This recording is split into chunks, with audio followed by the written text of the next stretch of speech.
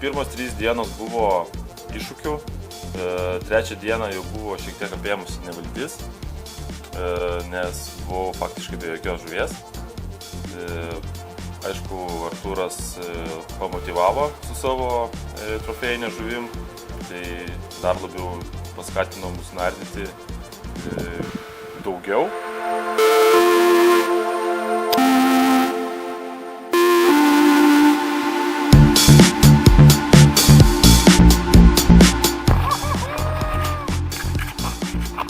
Vakar baltusus pasišėrėm, šiandien gaudysim.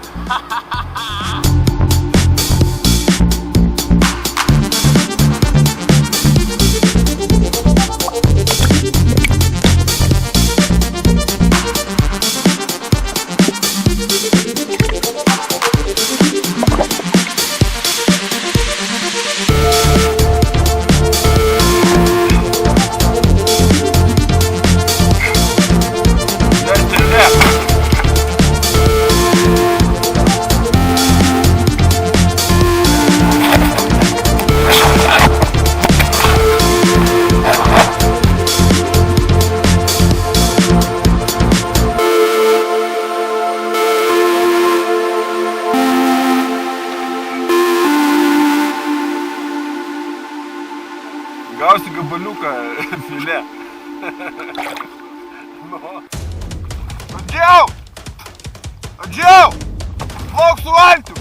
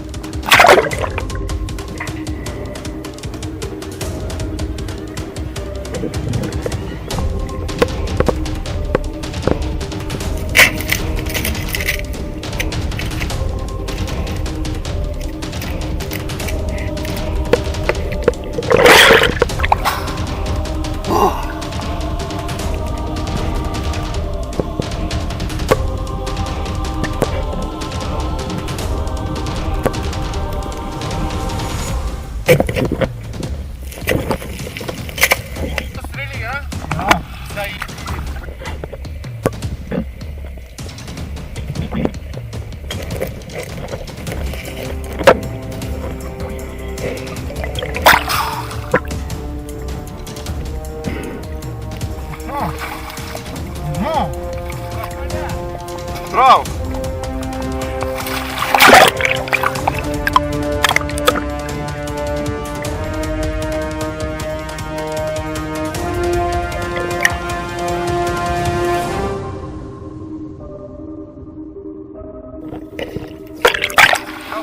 Tiesiog ištraukiau.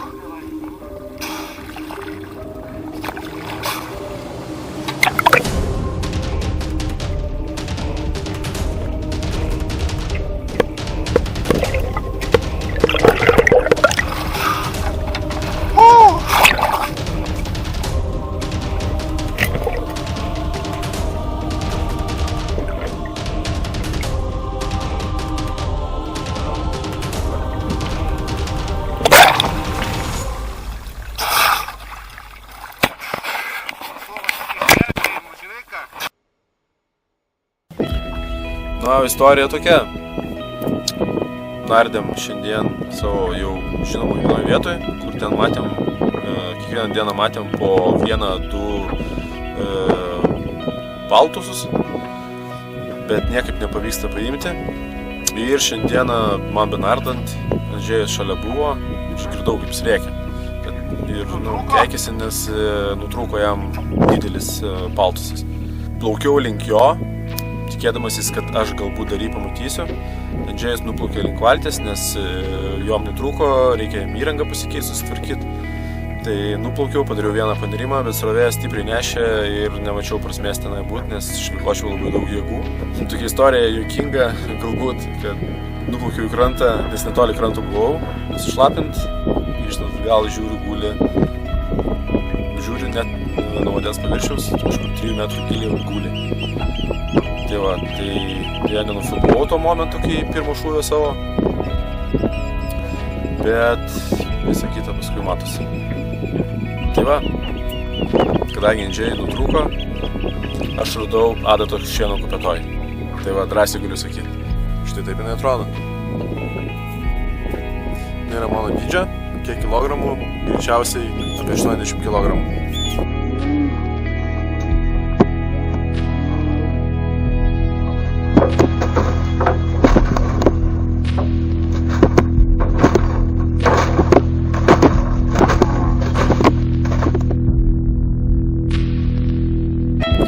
Beje, kai aš pamačiau jį po vandeniu, pirmiausia, aš pamačiau net ne jį, o pamačiau strėlę, nes jinai nerudinėčio plieną, blizganti, gerai matėsi po vandeniu.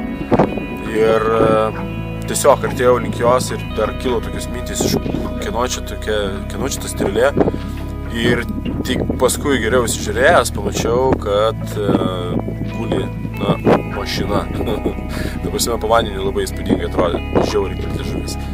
Buvo mažai peršautas paltusas su Andžejaus strėle, jinai vos laikėsi, aš ją paskui rankom nesunkiai ištraukiau, tiesiog traukte. Tai ten būtų net klausimas, jei nebūtų nutrūkę, gali būti, kad būtų jis tiesiog išsiplėšęs, nes tikrai labai silpnai laikėsi tas strėlė. Tai va, tai patarimas visiems medžiotojams, kurie važiuos į trofėjinę tokią žūklę, būtent paltusų, tai tikrai rekomenduoju įsivertinti šios žuvies jėgą. Žinokit, kad jinai dar dvigubai stipresnė, nei jūs įsivaizduojate. Nes tikrai man irgi ten atlankstė visokius segtukus, aišku, jie atlaikė, bet palamdė, amortizatoriai nuplėšti, lynai rytės kliūna už akmenų, irgi reikia gero lyno, nes jis gali tiesiog prapjautas būti akmenų, žodžiu, viskas turi būti labai gerai apgalvota.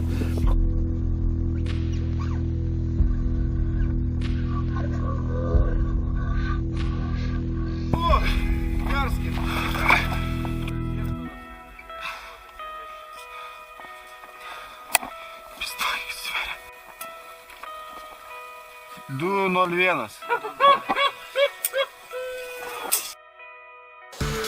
Nu ką, šiandien yra mūsų paskutinė nardymo diena.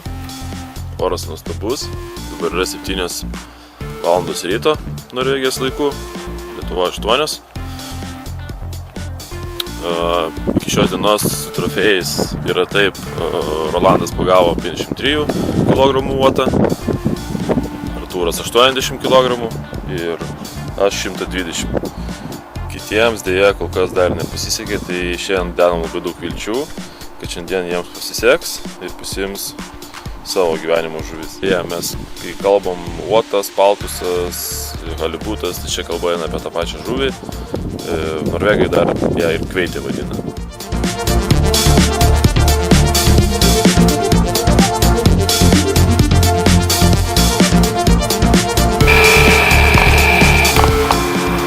Paskutinė šios kelionės medžioklė. Leisim pasireikšti, kas dar nepasireiškia.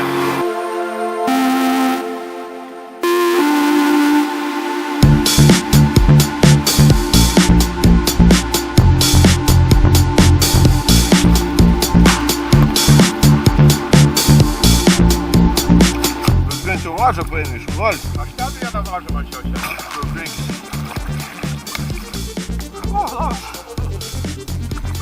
Panašu, kad stovi vanduo.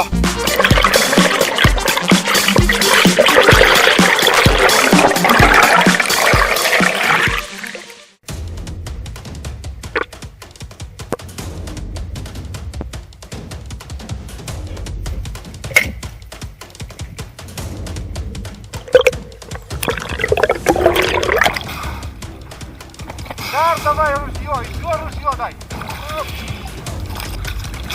Andžel, tau padėt? Šaudykį.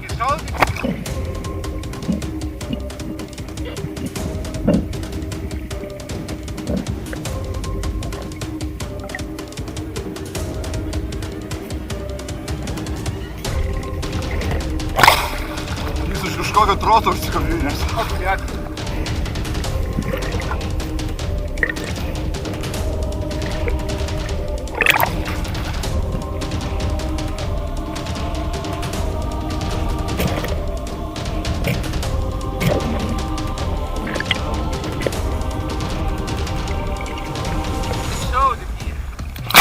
Jis jau kyla į viršų. Kur šautuvai jūsų? Хуево дай.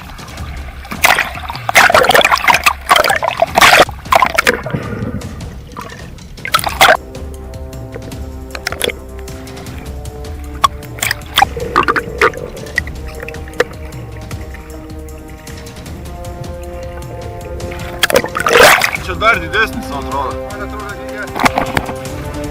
Pagaliau. Прости меня. Если бы не стрел.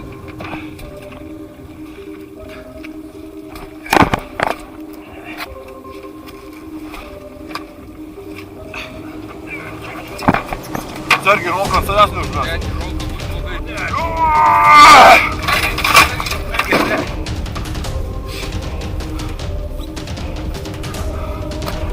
Плавки, sakau, jeigu čia nebus čia, nebus niekur. Tokia vieta, blядь, ir kulė.